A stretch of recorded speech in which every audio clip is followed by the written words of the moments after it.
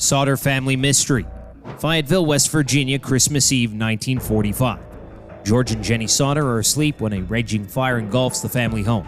They escape safely with 4 of their children, but tragically, their 5 other kids never make it out. What at first seemed to be simply a tragic accident ended up being considered one of the most unique and mysterious cases in American history. This is the mystery of the Sodder family. Strange things about the fire started to emerge when the house was still burning. In a desperate attempt to rescue his children, George Sodder attempted to get back inside the house. He went to find his ladder, which was not in its usual spot. After this, he tried to move his coal trucks to the house to climb on top of, but neither one would start. During the fire, Marion, one of the children who managed to escape, rushed next door to call the fire department, but there was no response from the operator. She tried another house, but again, nothing. Eventually, a neighbor rushed into town to tell the fire chief, F.J. Morris, about the blaze. Unbelievably, the fire department didn't arrive at the Sodders' house until 8 a.m., hours after the fire had begun. By this time, the house was a pile of ash. With closer inspection of the destroyed house, no bodies were found, not even bones.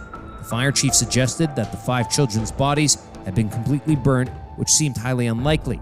George's wife, Jenny, would later speak to a crematorium employee who told her that even if you burn a body for 2 hours at 2,000 degrees, bones still remain.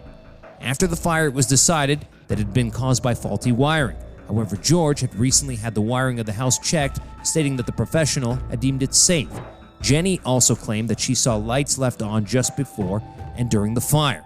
How could the lights have been on if the wiring had a fault? George and Jenny began to suspect that the fire was not an accident.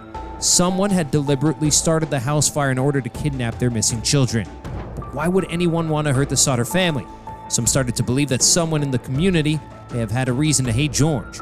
Originally coming from Italy, George Sodder was a huge critic of Mussolini, a controversial figure still popular with some Italians in the community. George had also left Italy without much explanation, with some suggesting that he may have got caught up in some shady business back home, perhaps even with the mafia. A strange incident occurred a few months before the fire that may be a key in understanding what happened to the Sodder children. In the fall before the fire, an insurance salesman arrived at the Sodder household.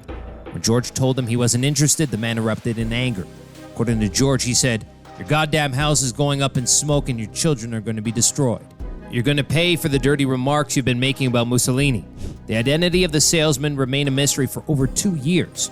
However, in 1947, after finding no trace of their children, the Sodders asked the FBI to get involved, who accepted. Strangely, the local police and fire department refused their help. After this, the Sodders hired a private investigator called C.C. Tinsley. He discovered that the salesman who had threatened George before the fire was a member of the coroner's jury who had decided that the fire was an accident. George and Jenny Sodder were convinced that the fire had been deliberate and that their children were still alive, and the local police and fire department had covered the whole thing up. For years, the Sodders investigated reported sightings of their children. One woman in a town 50 miles west of the fire claimed that she served the children breakfast the morning after the fire. Another woman claimed to see the 5 children in a hotel a week after the fire. George even traveled to New York years after the fire after seeing a photo in a newspaper who looked like one of his missing children, but the children's parents refused to talk to him. In 1968, 23 years after the fire, Jenny received a mysterious photograph of a man in his mid-20s with a strange message attached. She believed that the photo could be of her son, Louis. The note on the back said, "Louis Sodder, I love brother, Frankie. Little boys A90132 or 35. A private detective was hired to track down the sender of the letter, but the detective disappeared and was never heard from again. George and Jenny never gave up searching for their missing kids. Over the years, they investigated numerous reports of sightings, all of which led to nothing. George and Jenny have now died.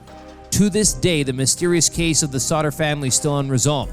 Some believe that George and Jenny convinced themselves that their children were still alive and they were unable to deal with the grief of losing them. Others believe that the mysterious circumstances surrounding the fire are clear proof that something more sinister occurred on that fateful night in West Virginia.